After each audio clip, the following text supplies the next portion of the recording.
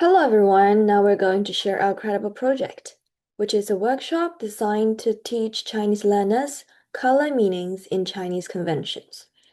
The workshop is based on a design narrative text, A Tale of Five Colors Silk.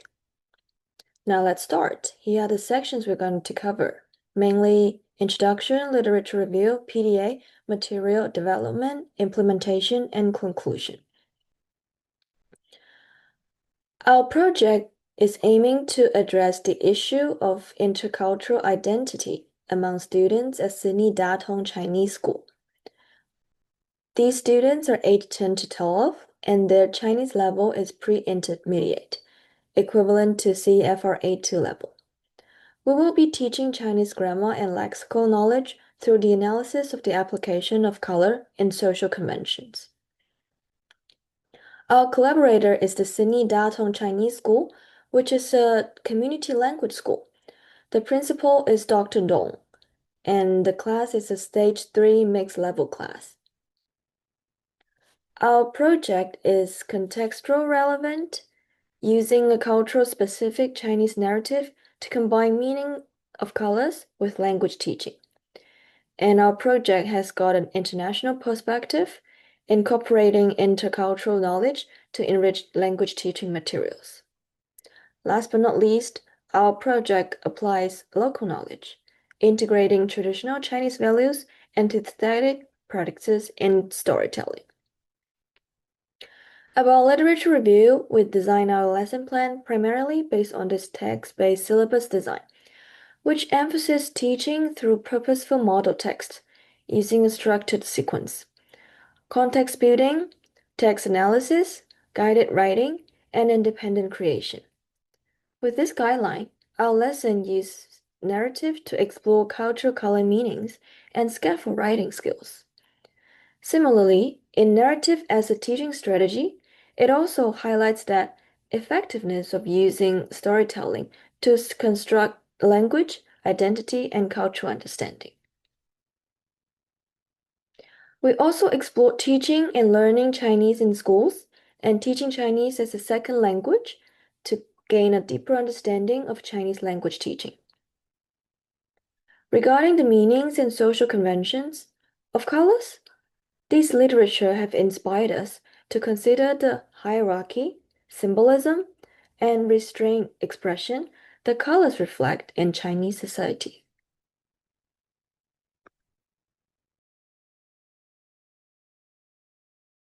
Now, let's look at a positive discourse analysis for our project. We would like to share 3 sample cases that have inspired us in the development of our project.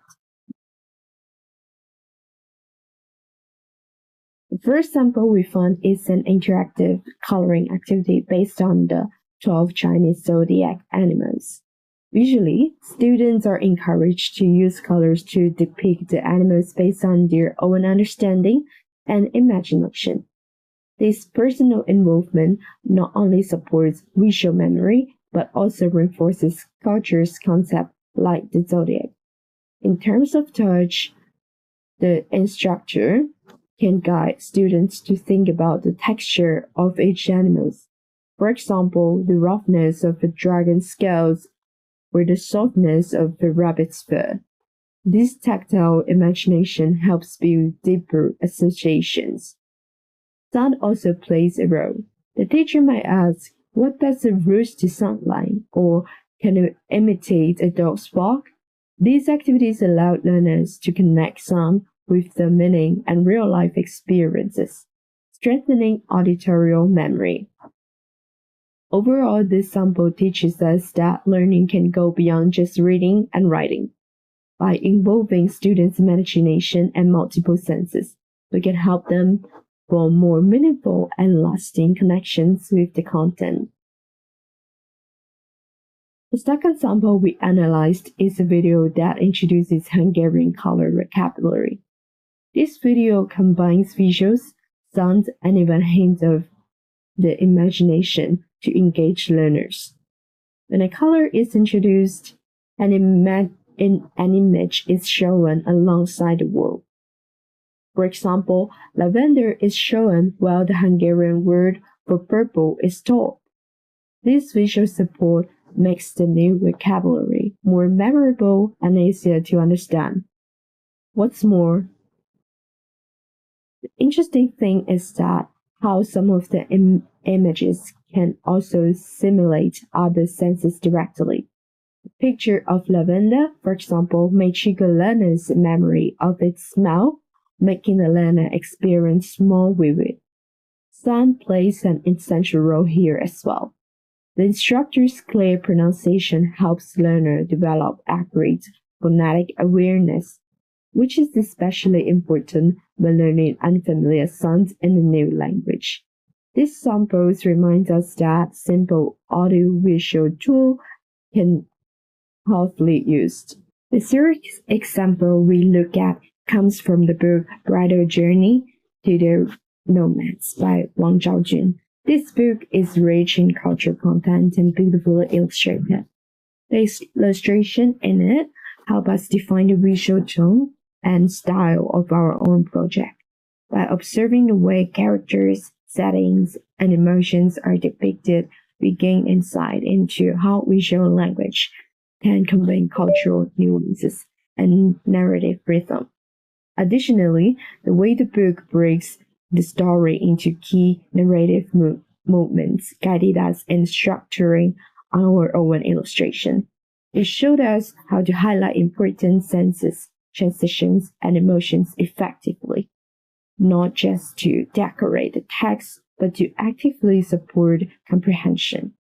This sample helped bridge the gap between artistic creativity and educational purpose, which is especially important when creating materials for young or second language learners. Now I will briefly introduce about the project materials we have designed. Let's begin with the multiple drafts of the narrative we worked on for the most part. Here is the first version of our narrative text. It follows a young character named Liang Liang through a typical day, with a focus on the colors he encounters and their symbolic meanings in Chinese culture. The idea was to create a visually rich and culturally meaningful story for learners aged 10 to 12 who are studying Chinese as a second language. This is the English translation. In this draft, we tried to incorporate descriptive language, simple sentence structures, and a mix of color vocabulary alongside cultural references. For example, how red is associated with good luck and gold with imperial heritage.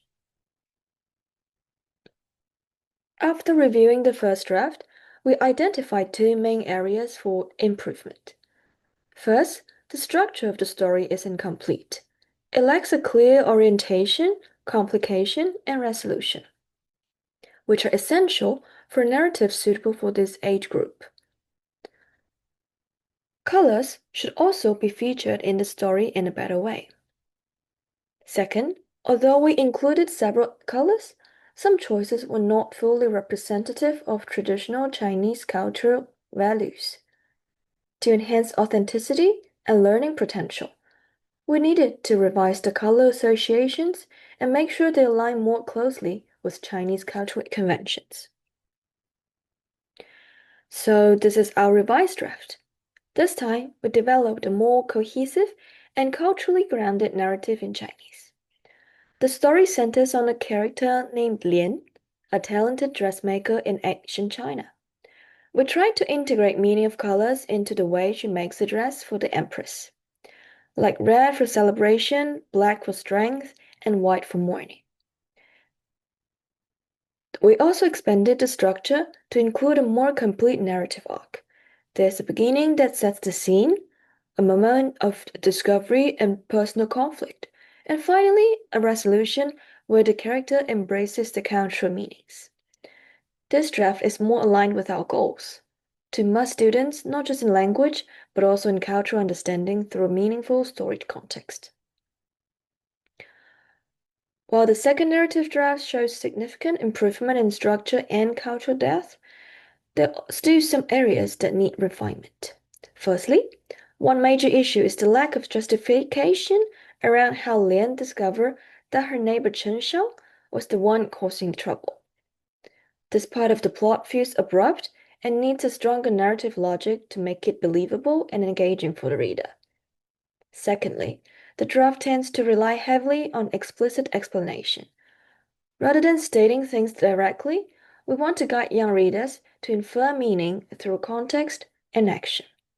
In other words, the principle of show, don't tell will make the story more immersive. For example, instead of writing that a color represents loyalty, we could depict a scene where that color is used in a moment of loyalty, allowing students to experience and interpret the meanings themselves.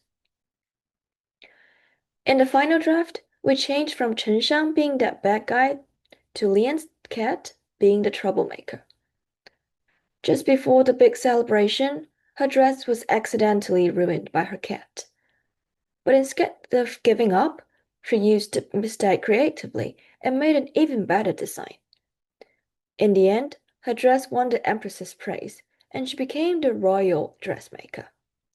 This story reminds us, don't give up when things go wrong. Turn problems into possibilities.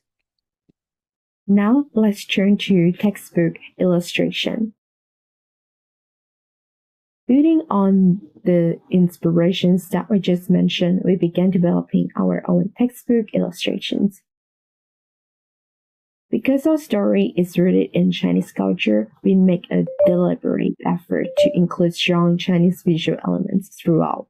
For example, the background of each illustration is designed using sandpaper texture, a traditional material often used in Chinese painting and calligraphy. This immediately creates a familiar and culturally resonant atmosphere for the learner. Our drawing style also leans towards Chinese brushwork and composition techniques, with softer lines and a harmonious layout that reflect classical aesthetic. Every detail in the images is intentional. For instance, there's in the illustration showing the Empress, her clothing is drawn exactly according to the textual description in the lesson, from the color to the patterns and the accessory. This kind of alignment between text and image is crucial. Not only helps learners visualize the story more clearly, but also supports their comprehension of specific vocabulary and cultural references. In conclusion, these three samples